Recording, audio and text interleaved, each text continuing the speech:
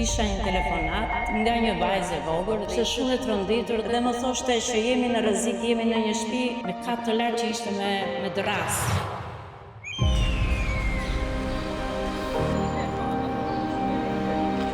Prej 22 vitesh, Lavdia Vasku pranon thirrjet urgjente të qytetarëve për zjarre dhe emergjenca në Tiranë, duke qenë kontakti i parë në momentet më të vështira.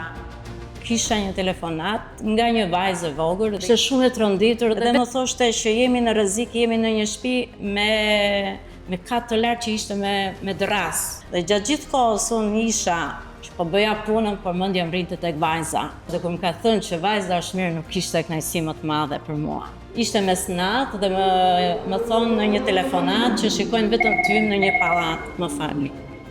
Zjarr fikse e Tiranës. Përshëndetje, keni radiat. Ku është zjarri? Nuk e zogut. Po? Përpande Ringu. Ringu, po çka kati? Është kapi 3, pa mjetë. Okej, me njëherë, pa problem, ja po e nisim. 22 dajti. Dajti 22 për plan. Do dilni me njëherë tek zogu i zi, përballë Ringu, banes kati 3 ka rënë zjarr.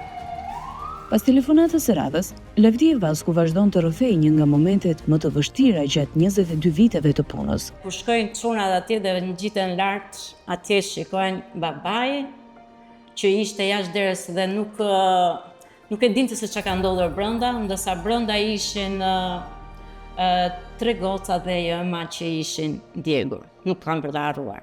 Rrugës kemi ato vështirësitë tona sepse Tirana dihet që ka shumë trafik. E zi 60 thirrje. Po ai që merr kërkon ndihmë për zjarret, për mbytjet, po dhe për një hapje dere, për kafshët. Ka gjë më të bukur se të shpëtosh një njeri? Nuk besoj që ka. Ato janë me vërtet heroj. Puna jon ka shumë përgjegjësi. Por kur zjarr fiksit shkojnë shpëtojnë një fëmijë, një të moshuar, ose një kafshë, ose edhe pasuri, nuk ka gjë më të bukur. Është e vërtet që 128 disa njerëz akoma e shikojnë si një numër për të kaluar kohën. Unë ju jap vetëm një mesazh njerëzve, mos e bllokoni këtë numër. Ke bllokuar këtë numër, ti rrezikon jetën e një qytetari, ti rrezikon banesën e dikujt.